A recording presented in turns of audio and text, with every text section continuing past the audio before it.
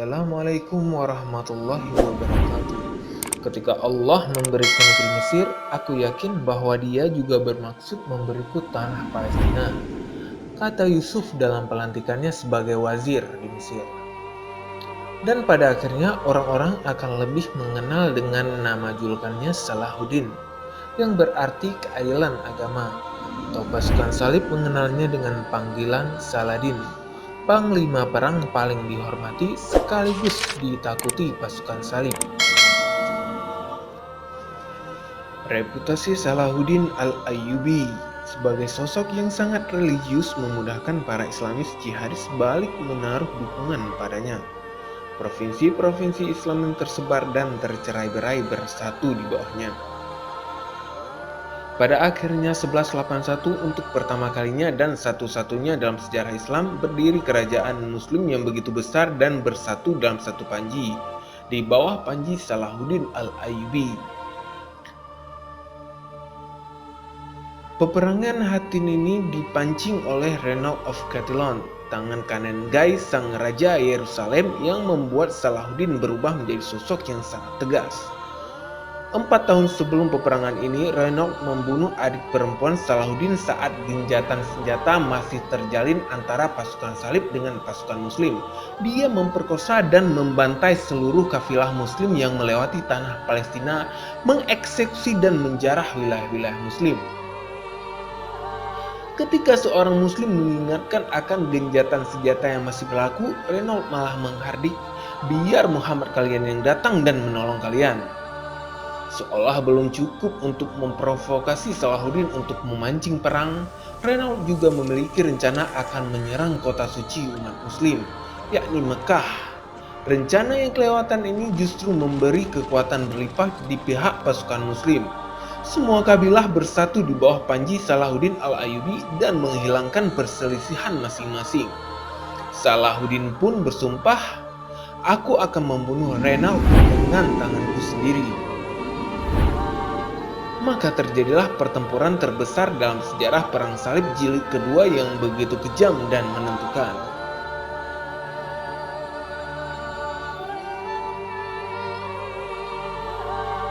Pasukan salib saat itu dipimpin oleh Guy de Lusignan, seorang fanatik yang kafir yang menjadi raja Yerusalem setelah kematian anak Sibila.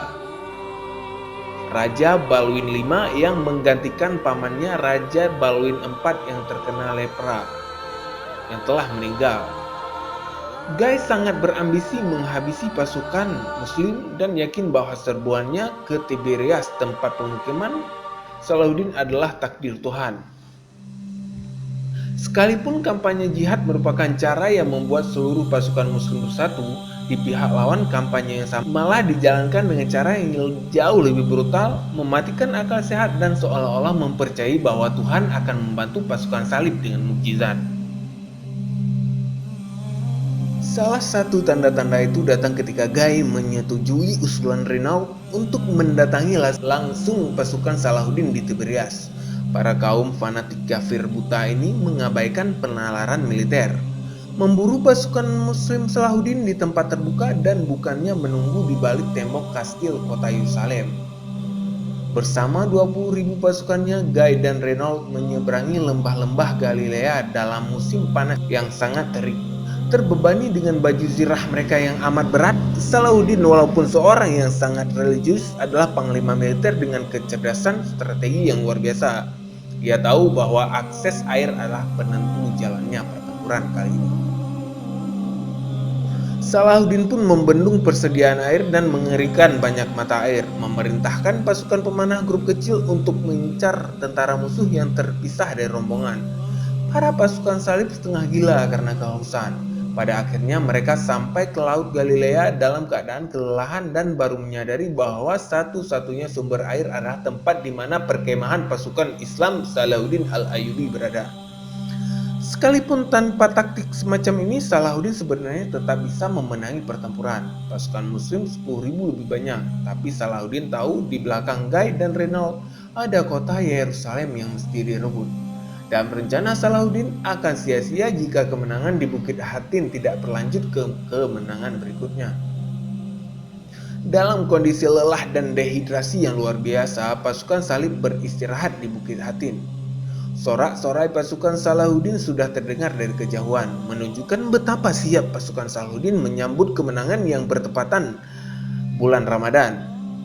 Pada akhirnya saat fajar 4 Juli 1187, berangkatlah pasukan Muslim Salahuddin menyerbu Bukit Hatin tempat pasukan salib berkemah, mengalahkan begitu telak dan hanya menyisakan sedikit dari mereka.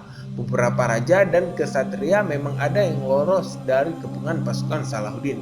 Beberapa di antaranya adalah Balian de Ibelin, sosok yang akan memimpin milisi dan tentara rakyat mempertahankan kota dari pasukan Salahuddin beberapa bulan kemudian.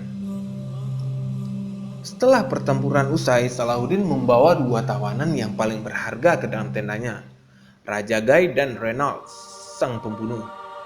Dua pria yang sangat kelelahan sekaligus kehausan. Salahuddin memberi Guy sebuah air es yang menyegarkan. Guy meminumnya kemudian memberikan kepada Renaud. Dan sudah dalam tradisi Arab bahwa seorang tuan rumah tidak boleh membunuh lelaki yang ia beri makan dan minum. Ketika Renaud minum dengan begitu entengnya tanpa perintah tuan rumah, Salahuddin bertanya, "Siapa yang mengizinkan kamu minum?" Renaud cuma bergeming. Salahuddin pun melanjutkan kalimatnya, "Karena itu, aku tidak diharuskan menunjukkan belas kasihan kepadamu, wahai Renaud." Seketika kalimat itu usai, Salahuddin langsung mencabut pedang dari sabuknya dan memenggal kepala Renaud di hadapan Guy, yang ketakutan dan yakin bahwa gilirannya akan tiba. Melihat Guy yang ketakutan, Salahuddin kemudian berkata, "Jangan kau takut, raja tidak membunuh raja. Dan mengapa kamu tidak mendekati seorang raja agung untuk belajar dari keteladanannya?" Raja agung yang dimaksud adalah Raja Balui IV, raja yang menderita lepra sampai akhirnya meninggal dunia, meninggalkan kerajaan Kristen Yerusalem dalam genggaman Raja Guy sang fanatik buta yang kafir dan bodoh ini.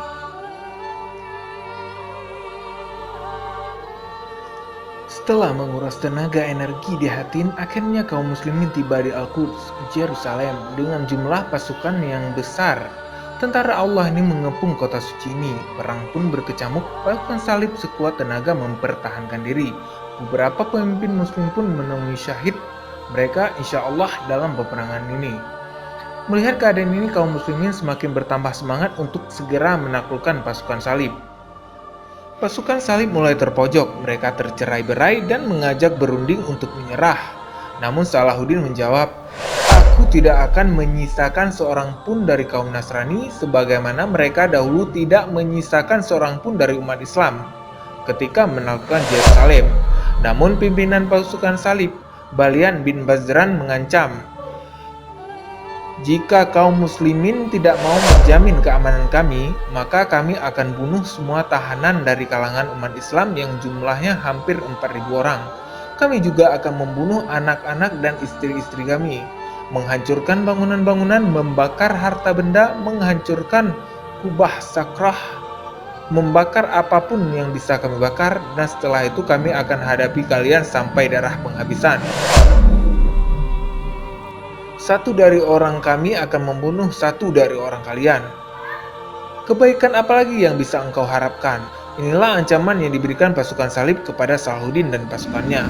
Salahuddin pun mendengar dan menuruti kehendak pasukan salib dengan syarat setiap laki-laki dari mereka membayar 10 dinar dan untuk perempuan 5 dinar dan anak-anak 2 dinar. Pasukan salib pun pergi meninggalkan Yerusalem dengan tertunduk dan sangat hina.